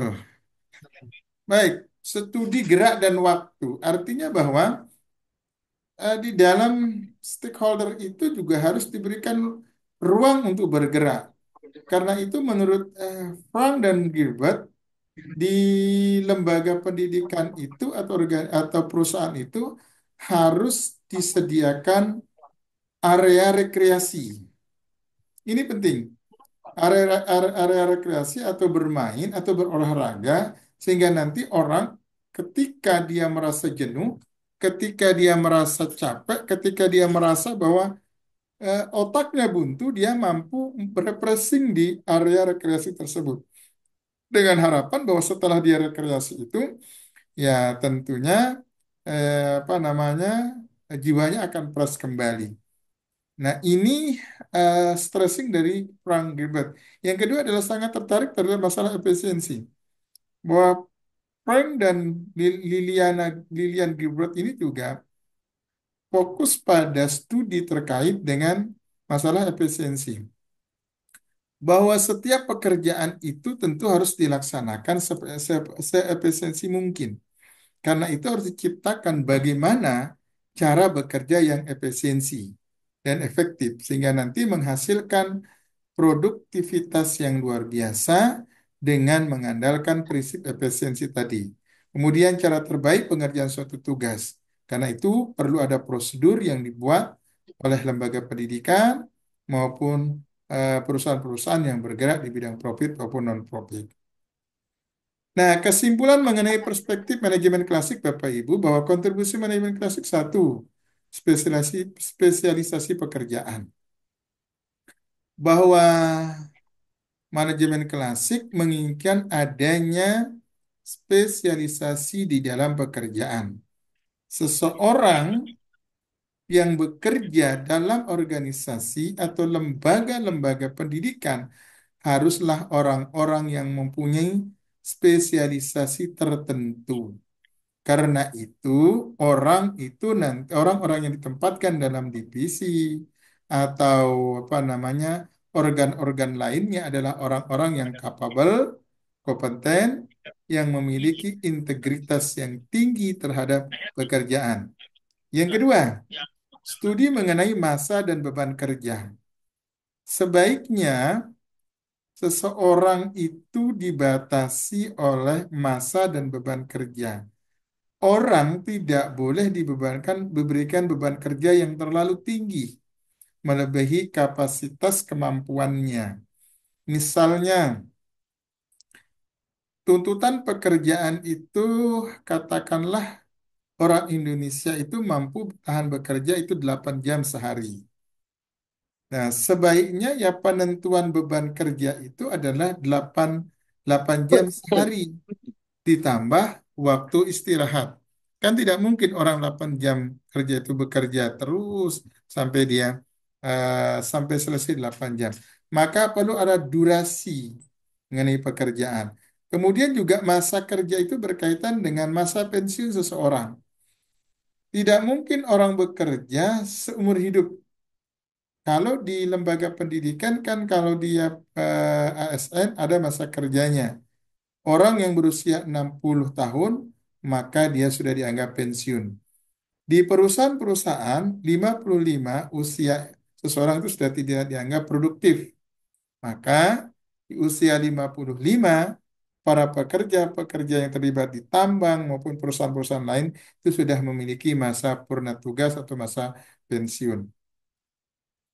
Yang ketiga, kontribusi manajemen klasik adalah metode ilmiah dalam manajemen. Bahwa di dalam manajemen harus ada penerapan metode ilmiah. Ini penting dilakukan agar prosedur pekerjaan itu sesuai dengan prinsip-prinsip manajemen. Metode itu kan berkaitan dengan tata cara seseorang menyelesaikan tugas di dalam setiap pekerjaan yang diembankan kepada mereka. Kemudian yang keempat, kontribusi manajemen klasik itu adalah dikenalnya fungsi-fungsi manajemen. Ada 4 fungsi manajemen yang kita kenal. Satu, fungsi perencanaan. Dua, fungsi pengorganisasian. Tiga, fungsi aktualisasi. Empat adalah fungsi evaluation. Yang kelima, kontribusi manajemen klasik adalah prosedur dan birokrasi. Prosedur itu berkaitan dengan SOP, birokrasi itu berkaitan dengan apa namanya spektrum instruksi, spektrum apa namanya komunikasi, baik itu spektrum komunikasi vertikal dengan horizontal. Apa keterbatasan manajemen klasik? Kurang memperhatikan aspek kemanusiaan dari pekerja, seperti motif, tujuan, perilaku, dan lain sebagainya. Nah, ini Bapak Ibu perspektif yang pertama adalah perspektif manajemen klasik. Yang kedua Bapak Ibu, aliran-aliran manajemen itu adalah perspektif manajemen perilaku. Nah, dalam manajemen perilaku ini Bapak Ibu banyak sekali tokoh-tokohnya. Misalnya Hugo Musberg menganggap bahwa pentingnya pemahaman psikologis khususnya motivasi para pekerja. Hugo berpendapat bahwa dalam perspektif manajemen perilaku, manusia haruslah memahami tentang psikologis, karena itu manusia harus selalu dimotivasi. Pekerja itu kan manusia yang setiap saat bisa saja labil. Tidak selamanya manusia atau pekerja itu memiliki etos kerja yang tinggi. Ada saatnya di kurun waktu tertentu para pekerja itu memiliki etos kerja rendah. Karena itu menurut Hugo, pekerja-pekerja yang memiliki etos kerja yang rendah haruslah terus dimotivasi. Bahwa kepala sekolah atau manajer atau vice president harus berposisi sebagai seorang psikolog yang mampu atau seorang motivator yang mampu memotivasi para pekerjanya atau mampu memotivasi guru-gurunya yang terlibat di lembaga pendidikan tersebut. Kalau kepala sekolah melihat ternyata ada guru yang malas, ada guru yang sudah tidak memiliki etos kerja yang tinggi, maka dia punya kewajiban untuk memberikan motivasi dengan cara-cara yang santun agar guru-gurunya tersebut kembali etos kerjanya menjadi 100%. Itu hal penting yang ingin ditelurkan oleh Hugo dalam perspektif manajemen perilaku. Karena manusia ini kan selalu berinteraksi. Manusia itu bekerja dipengaruhi berbagai macam perspektif. Ada manusia yang bekerja karena memang lahir dari batiniahnya, lahir dari sanubarinya dan mencintai pekerjaan. Ada orang yang bekerja karena perspektif ingin dapat upah yang lebih besar. Ada orang yang bekerja karena perspektif ingin dipuji. Ada orang yang bekerja karena perspektif ingin dianggap apa namanya unggul di di di komunitas tersebut. Kemudian Bapak Ibu, tokoh yang kedua adalah Studi Honton atau Elton Mayo. Elton Mayo ini eh, menelurkan satu teori disebut dengan teori perhatian. Teori perhatian beranggapan bahwa pekerja akan lebih produktif jika merasa diperhatikan, kata Elton Mayo. Makanya para guru, kepala sekolah haruslah memperhatikan guru-gurunya. Dibangun harmonisasi hubungan kekeluargaan. Tidak boleh ada skat seperti saya sampaikan tadi, tidak ada boleh ada kubu-kubu. Maka semakin seseorang memperhatikan, semakin seseorang diperhatikan di dalam bekerja, dia akan merasa bahwa saya ini dianggap penting dan perlu oleh pimpinan saya. Tapi kalau pimpinan itu acuh tak acuh terhadap para pekerja, maka yakin dan percayalah bahwa para pekerja atau para guru tidak akan mungkin bisa bekerja dengan sebaik-baiknya. Yang kedua, teori penerimaan sosial atau social acceptance theory. Bahwa dalam teori penerimaan sosial menurut Elton Mayo, pekerja akan menunjukkan produktivitas berdasarkan faktor penerimaan sosial. Maka penerimaan kelompok itu penting. Jadi kan sudah dibahas di pembahasan awal tadi. Penerimaan kelompok itu penting dilakukan terlepas dari perbedaan latar belakang. Abaikan latar belakang perbedaan agama, latar belakang perbedaan suku, latar belakang perbedaan ekonomi, latar belakang perbedaan adat istiadat, latar belakang perbedaan politik maupun hal-hal lainnya. Maka dengan mengabaikan perbedaan latar belakang itu akan mampu menciptakan penerimaan sosial yang baik. Kalau saya misalnya dimutasi ke sekolah lain atau ke perguruan tinggi lain, maka ketika tempat bekerja baru saya tidak menerima saya dengan baik, tentu ada kegelisahan dalam batin saya dan saya tidak akan bekerja dengan paripurna. Ada kecemasan, ada kegelisahan, ada keengganan pada diri saya untuk bekerja secara maksimal. Kenapa? Karena saya merasa tidak diterima di status sosial itu. Nah, itu Bapak Ibu tokoh yang kedua. Kemudian tokoh yang ketiga adalah teori relasi manusia. Sorry. Yang ketiga adalah teori relasi manusia. Dalam teori relasi manusia bahwa mengatakan bahwa hierarki kebutuhan dari Abraham Maslow itu penting. Kan kebutuhan terendah dari Abraham Maslow itu apa Bapak Ibu? Adalah pemenuhan kebutuhan akan sandang, pangan, papan. Itu adalah kebutuhan terendah Bapak Ibu. Tapi apa kebutuhan hierarki kebutuhan Abraham Maslow paling tertinggi adalah kebutuhan akan aktualisasi diri. Karena itu di lembaga pendidikan atau di perusahaan atau di lembaga-lembaga lain, maka harus diberikan ruang kepada guru untuk melakukan aktualisasi diri, eksperimentasi diri, mengeksplor seluruh kemampuan mereka di dalam mengajar tanpa dibatasi oleh sekat-sekat yang kemudian nanti akan menghambat dalam proses ekspresi dirinya. Karena aktualisasi diri ini berkaitan dengan bagaimana seseorang mengaktualisasikan idenya yang selama ini terpendam dalam dirinya, kemudian diaktualisasikan dalam bentuk apa namanya gerak, dalam bentuk aplikasi dalam kehidupan sehari-hari. Karena itu hierarki kebutuhan Abraham Maslow haruslah diperhatikan dalam perspektif manajemen perilaku yang disebut dengan teori relasi manusia. Kalau hanya hierarki yang terendah, pemenuhan kebutuhan sandang, pangan, papan itu adalah kebutuhan yang paling terendah. Orang kalau sudah sandang pangannya, sandang pangan papannya terpenuhi, maka orang akan tenang. Tetapi bukan itu tujuan hakikat dari kehidupan. Hakikat orang bekerja kan bukan sekedar memenuhi sandang, pangan, papan. Tapi bagaimana manusia itu nanti mampu mengotorisikan dirinya.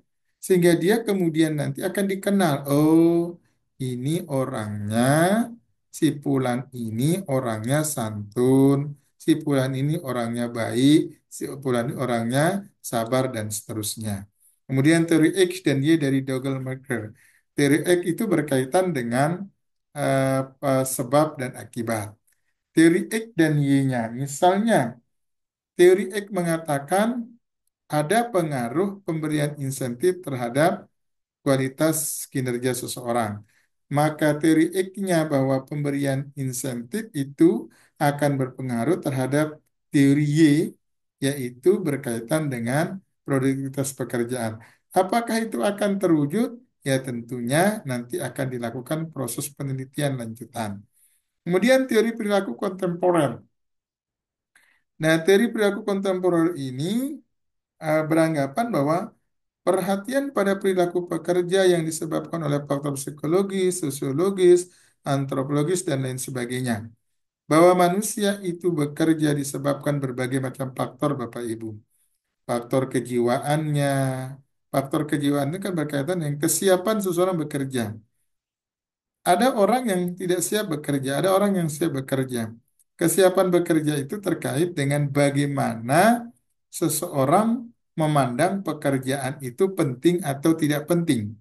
Kalau seorang sudah menganggap pekerjaan itu tidak penting, maka tentu mereka tidak akan mengerjakan pekerjaan itu dengan baik. Tapi kalau orang itu menganggap pekerjaan itu penting, maka dia akan mengerjakan pekerjaan itu dengan baik. Itu faktor psikologis. Faktor sosiologis itu berkaitan dengan sosialnya. Bagaimana seseorang itu di tengah masyarakat, itu dia dipandang atau tidak, dianggap atau tidak, diterima atau tidak. Faktor antropologis itu berkaitan dengan bagaimana sejarah-sejarah antropologis di di di masa lalunya dan lain sebagainya.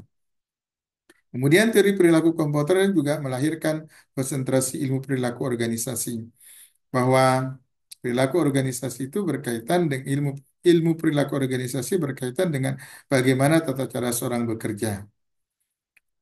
Nah, itu Bapak Ibu yang kedua. Kemudian yang ketiga itu adalah perspektif manajemen kuantitatif. Kan tadi kita sudah sepakat bahwa ada tiga perspektif dari dari aliran-aliran manajemen, perspektif manajemen klasik, perspektif manajemen perilaku, kemudian perspektif manajemen kuantitatif. Nah, kita lihat di perspektif yang ketiga, Bapak Ibu, manajemen kuantitatif. Aliran kuantitatif mulai berkembang sejak Perang Dunia Kedua, Bapak Ibu. Nah, pada waktu itu Inggris ingin memecahkan beberapa persoalan yang sangat kompleks dalam perang. Nah, Inggris kemudian membentuk tim riset operation atau riset operation dipimpin oleh Blackett. Nah, tim ini terdiri dari ahli matematika, fisika, ilmuwan, dan ilmuwan lainnya. Nah, pada saat itu kemudian Inggris berhasil menemukan terobosan-terobosan penting dari tim tersebut. Amerika Serikat kemudian meniru, membentuk tim riset operasi seperti yang dibentuk oleh Inggris. Nah, inilah sejarahnya manajemen kuantitatif. Kemudian kelompok manajemen sainsnya, kemudian kelompok manajemen operasinya. Nah, kelompok-kelompok manajemen sains itu adalah pengenalan penggunaan metode matematika dalam kegiatan bisnis. Bahwa ternyata komponen ilmu matematika itu dapat diterapkan dalam kegiatan bisnis dan industrialisasi, seperti penentuan jumlah teller dalam sebuah bank, kemudian peramalan atas volume penjualan, dan lain sebagainya. Maka penerapan saintifik dalam manajemen itu menjadi sebuah keharusan dalam perspektif manajemen kuantitatif. Karena perkembangan saintifik tidak perkembangan ilmu manajemen tidak terlepas dari perkembangan saintifik. Sains itu sangat membantu operasi manajemen itu sendiri. Terutama itu berkaitan dengan matematika.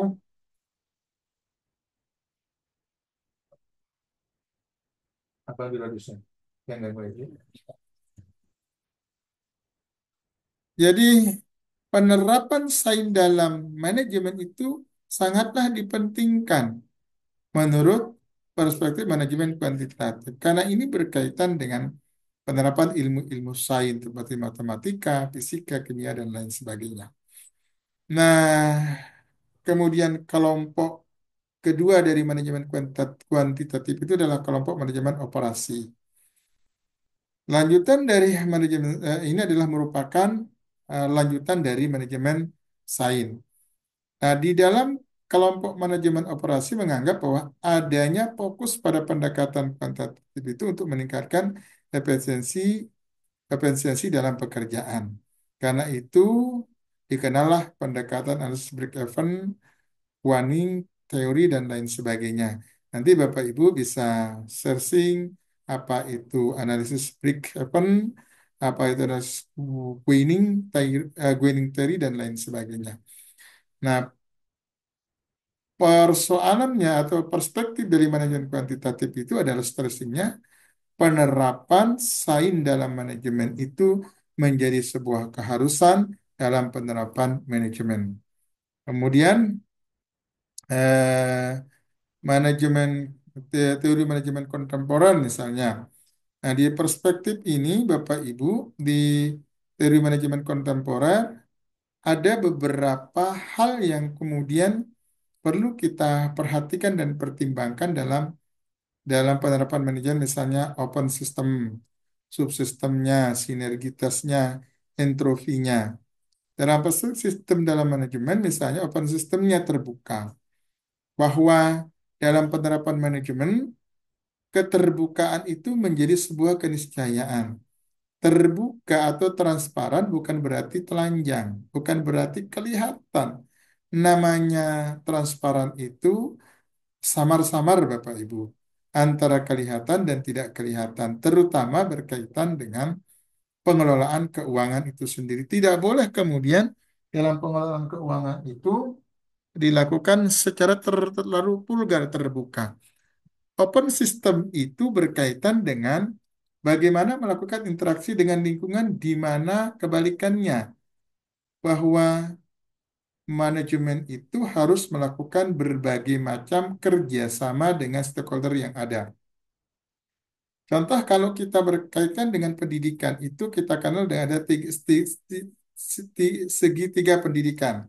Segitiga pendidikan itu berkaitan dengan pertama pemerintah, yang kedua masyarakat atau sektor masyarakat, kemudian yang ketiga sektor swasta. Pemerintah itu kan selama ini menjadi penyandang dana terbesar bagi lembaga pendidikan. Padahal kalau kita mau jujur Bapak Ibu, sektor masyarakat dan sektor industrial itu menjadi penyandang dana terbesar. Di masyarakat itu tidak habis-habisnya orang-orang kaya. Katakanlah di dalam satu komunitas desa misalnya, atau satu kota, ada 10 orang kaya, maka kalau ada 10 orang kaya itu nyumbang 2 miliar dalam satu tahun, berarti 20 miliar yang bisa dikelola untuk lembaga pendidikan. Kemudian sektor swasta, Bapak Ibu, kita bisa saksikan. Saya pernah mengikuti sosialisasi zakat profesi untuk karyawan-karyawan perusahaan. Di Kutai Timur itu tidak kurang 80 perusahaan yang bergerak di Kutai Timur, Bapak Ibu. Andaikan satu perusahaan nyumbang 1 miliar saja dalam setahun, kita bisa bayangkan 80 miliar keuangan yang bisa kita kelola untuk lembaga pendidikan. Maka ini sesungguhnya yang harus yang harus dikejar oleh apa namanya pimpinan di lembaga pendidikan itu, tidak hanya mengandalkan di pemerintah saja, karena di pemerintah itu kan kecil.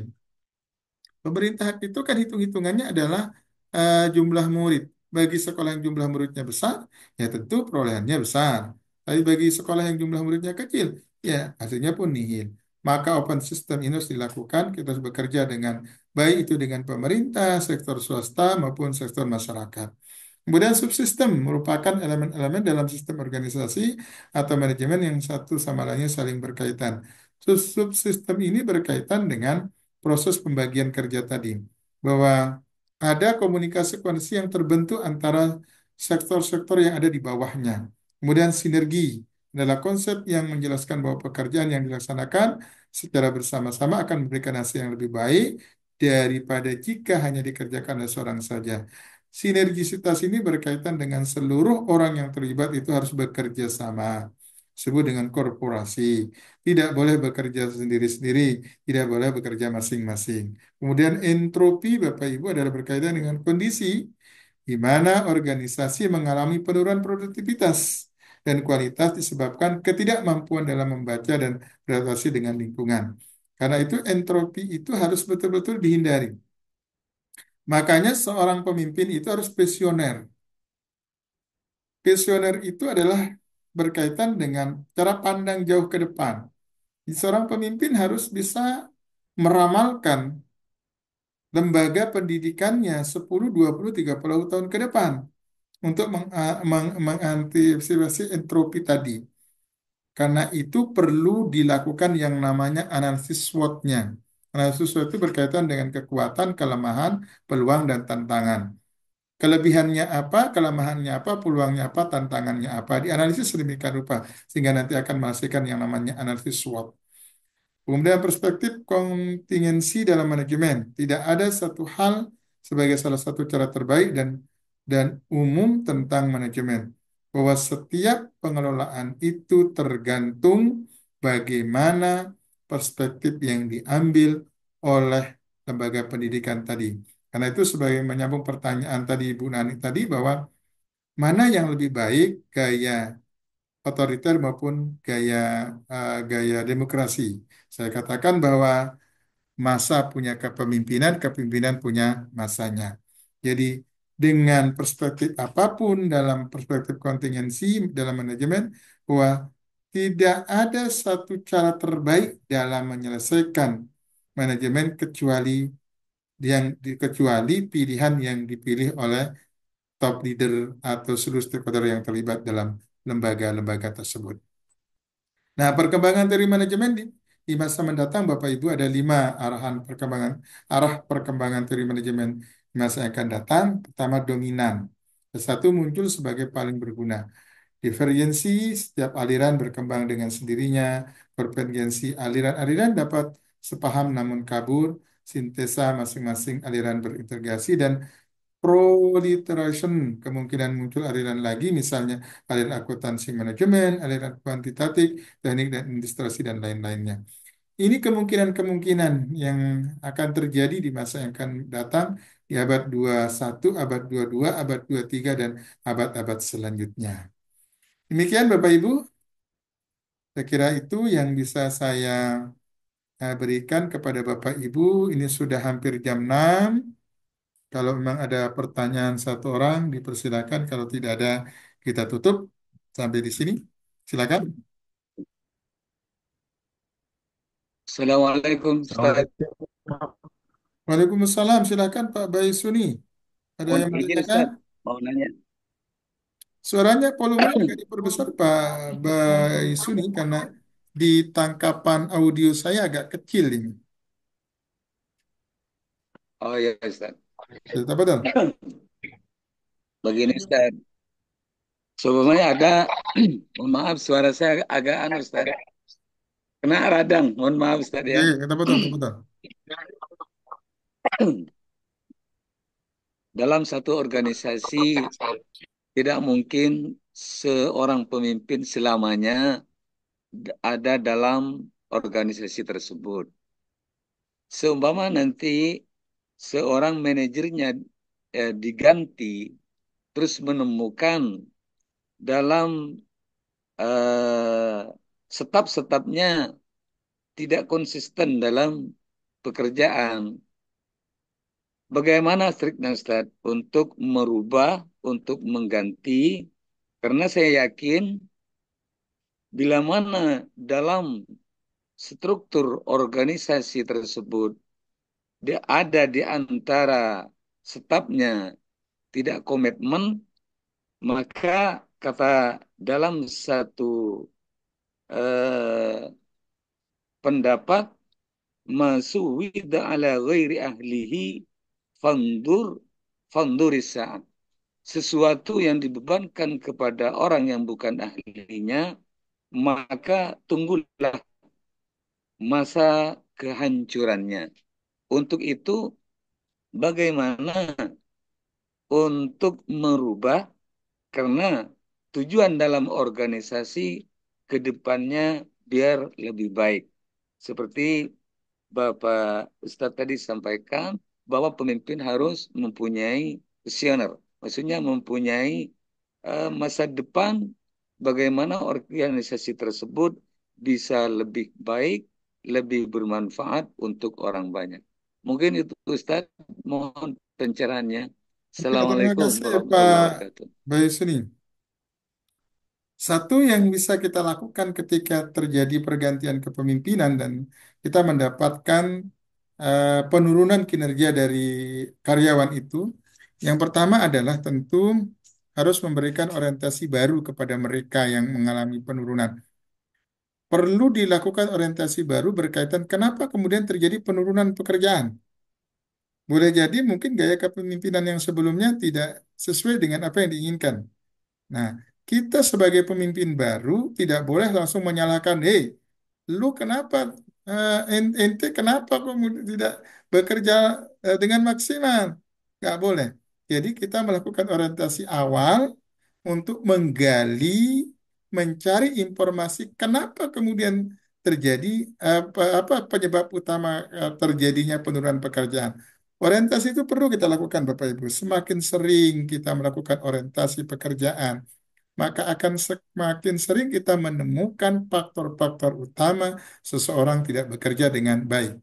Yang kedua, sekali lagi yang kedua, setelah kita menemukan penyebab utamanya adalah menyamakan persepsi antara pekerja itu dengan apa yang kita inginkan. Menyamakan persepsi itu berkaitan dengan bahwa, eh, kita ini kan satu tubuh, Bapak Ibu. Ayo dong bantu saya. Keberadaan saya tidak akan bermanfaat kalau kemudian tanpa bantuan Bapak Ibu. Karena itu kita harus sama-sama bekerja. Saya orang baru nih, tapi tolong saya dibantu dong menyelesaikan pekerjaan PR-PR yang sebelumnya. Ya tentunya dari orientasi tadi kan banyak muncul persoalan-persoalan pekerjaan yang belum terselesaikan. Maka setelah kita melakukan orientasi tadi, menyamakan persepsi. Ayo kita selesaikan pekerjaan itu. Ayo kita sama-sama selesaikan pekerjaan itu.